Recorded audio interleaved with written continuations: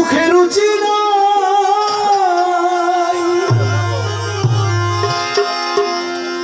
এত ঘিগলনি দুগুদ চিনি কি করিব ভাই তামাক খাইতে কাশ উঠে আমার 12 মাস তামাক খাইতে কাশ উঠে আমার 12 মাস এই বুঝি সর্বনাশ হইল রে আমার সাধনা মিটিল আশা না মিলাইল সকলে ফুরাইয়া গেল রে আমার সাধনা মিটিল আশা না মিলাইল সকলে ফুরাইয়া গেল রে আমার সাধনা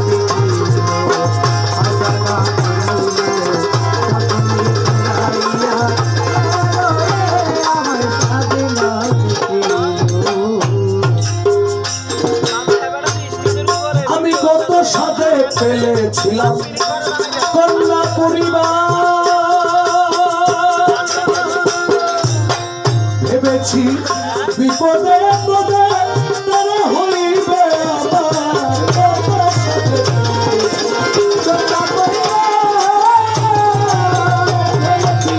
বিপদে পদে তারা হইবে আমার এখন সেই অভাগী করে সেই অভাগী করে রাগারাগি আমি যেন ভূতে ধরা রোগী হইব আমার সাধনা আশা না বুঝাইল সকলে বুঝাইয়া আমার সাধনা আশা না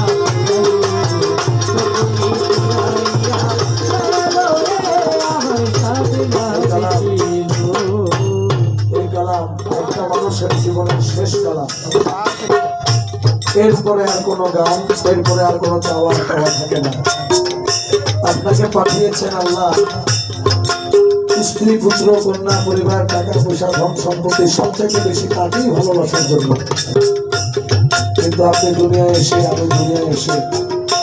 অন্য টাকার থেকে বেশি এখনো মানুষকে ভালোবাসতে পারি না পরিবার পরিজন নিয়ে ব্যস্ত ছিলাম সারা জীবন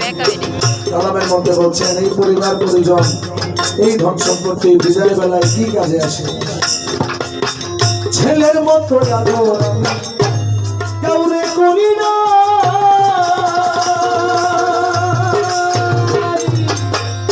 নিজে না খাই আমার ছেলেরে খাই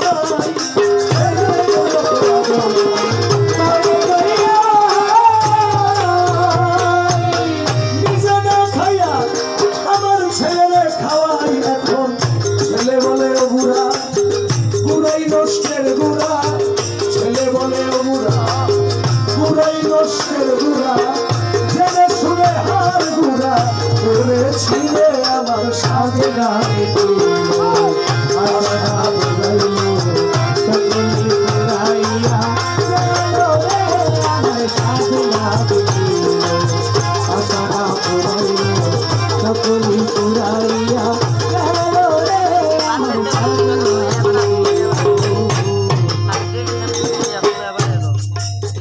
ভেবেছিলাম ভাইয়ের বলে বুঝি বাহুব বিপদে আপদে ভাই সহায় আর সম্বল ভেবেছিলাম ভাইয়ের বলে বুঝি বাহুব বিপদে আপদে ভাই সহায় আর সম্বল এখন ভাইয়ে বলে ও দাদা হাত করিয়া দেওয়া ঘা ভাইয়ে বলে ও দাদা হাত করিয়া দেওয়া ঘা জেনে শুনে বড় দাদা হইয়াছিল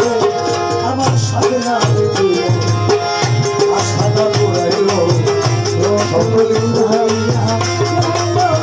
আমার সাধনা আশা না পুরাইল সকলে বুঝাইয়া আমার সাধনা আমাকে পাঠানো হয়েছিল মালিকের প্রেমে বিরাজমান যিনি আমাকে সৃষ্টি করেছেন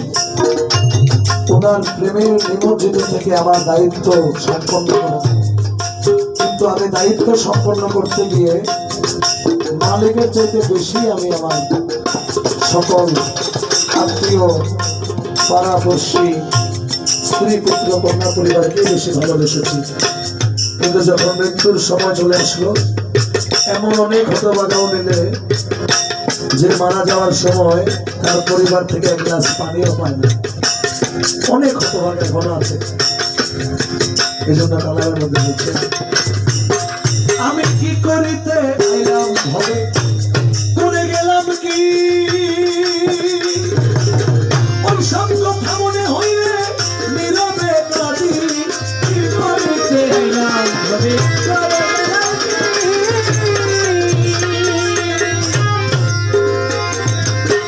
ওই সব কথা মনে হইলে নীরবে কাঁদি। এখন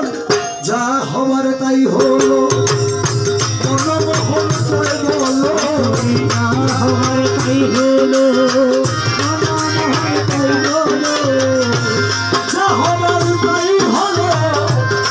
মনমোহন করে বলো, মুখে ভান্ডারি আমরে সাধনা মিটিল, আশা পুরাইল, সকলে পুরাইয়া গেল রে আমার সাধনা মিটিল, আশা পুরাইল, সকলে পুরাইয়া গেল রে আমার সাধনা মিটিল।